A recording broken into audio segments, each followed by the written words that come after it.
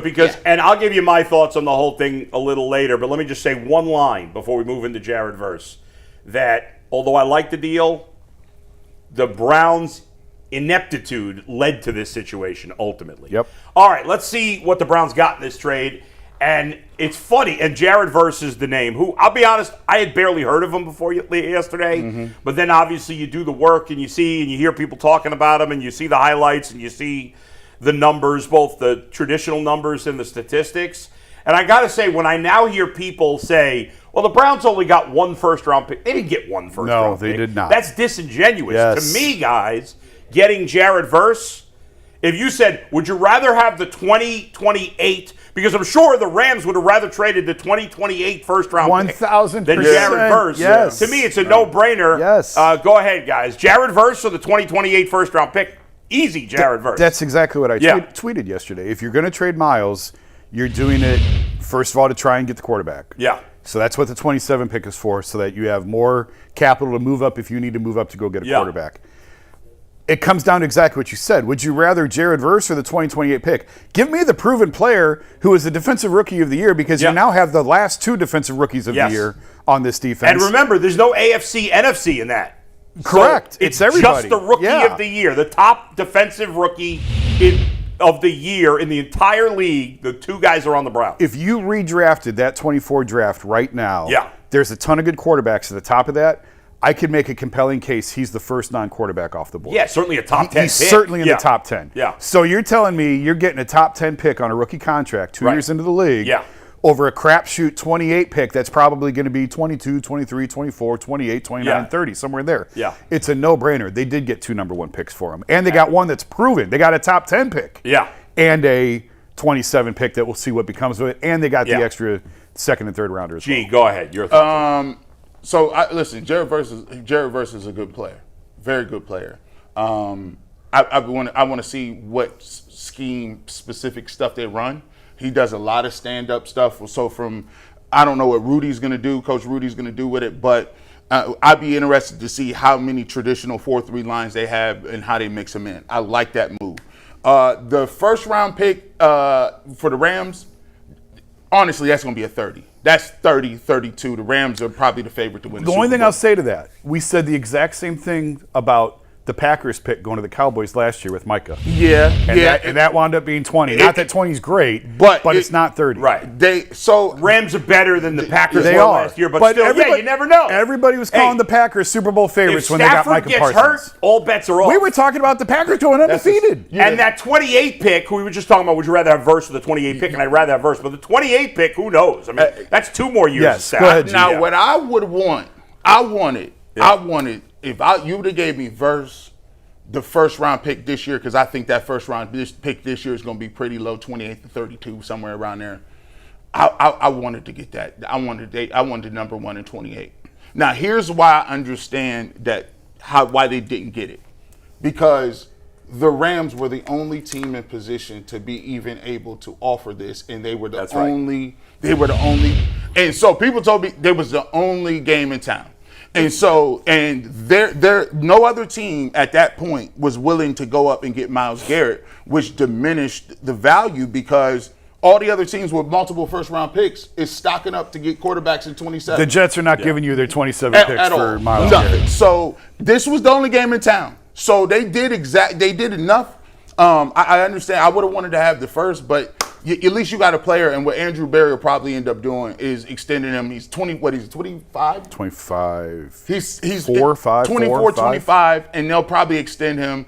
And he's 20. He's going to be 20. He was an older rookie. He was 24. He turns 26 during He turns 26 in November. He's 5 years younger than Myles Garrett. Yeah. So it's not as big an age difference as you would have thought. And they cannot extend him, by the way, until after this season. You cannot extend 5 years is a lifetime in the NFL. Yeah, that's a contract. I bet you ask most people, they think it was 7-8 year difference. If you ask me, what do you think about him, Jared Verse, as a player? I think if you said Myles Garrett is an A+, you would say at this point Jared Verse would probably be B+, A- type pass rusher with upside. Yeah. So go ahead, Jason. No, go ahead. Yeah. So a couple of things here. Obviously, Jared Verse is a very good player. You said in the opening segment, G, and you're right, nobody replaces Myles Garrett. It Yes. doesn't. Mike was asking the question, is he 70%? It's irrelevant what percent he is. There's only a couple of players. In fact, Myles Garrett might be the only player. And if there's more, it's one or two other guys that are by far the biggest focus of the defense.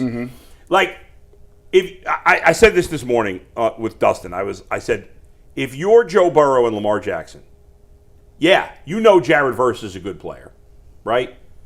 But you're taking a huge sigh of relief. You're like, whew, we can open up this side of the field now. Facing Myles Garrett is unlike facing anybody else. Yes. We know now, no matter how good Jared Verse is, he might be fantastic. He will not have the impact that Myles Garrett will. It's impossible. And it's unfair to hold him to that standard. It's completely unfair. Facts. He's going to be a very good, maybe even borderline great player for the Browns.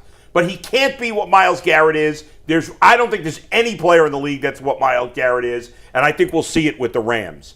The Browns it'll be a more, for the other teams, it's a more, I guess, a balanced approach of how you deal with the Browns defensively.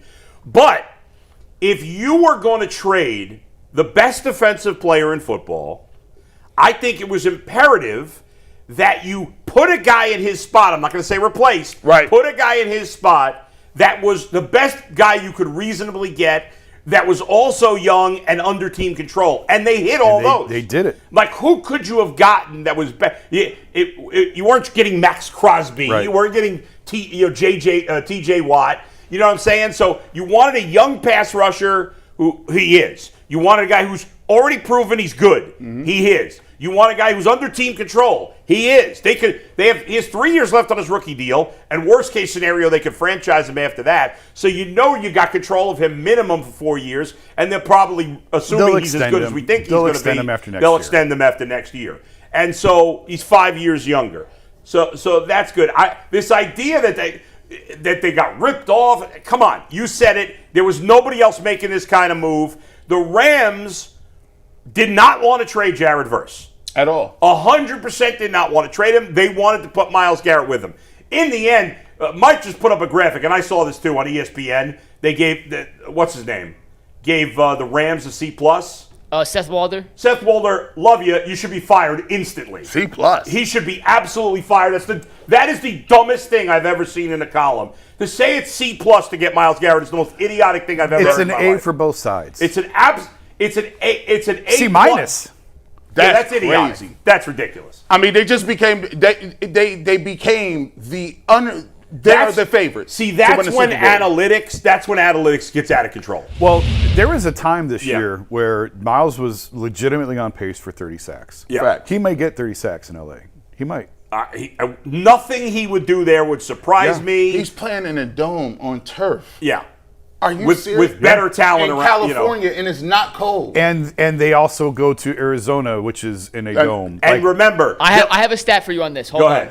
This is from my guy, Jack Andrade. Works for NFL Network. He's one of the researchers. I lived with him in college. A great dude. You ready for the stat? Most quarterback pressures when a team was leading the last 2 seasons, including the playoffs. So most pressures went ahead. Danielle Hunter of Houston, number 1, had 105 pressures and 604 snaps. Number 2, Jared Verse, 97 pressures on 597 snaps. Well, that's really good. Wait. Hold It's on. better. Tied for 33. Myles Garrett, 54 and 303 snaps. Jared Verse, because the Rams were ahead in so many games, there you go. had almost twice as many pass rush attempts as Myles Garrett has the last 2 yeah, seasons. you know what? Let's not get carried away. Those are misleading stats. Because the Browns are never up.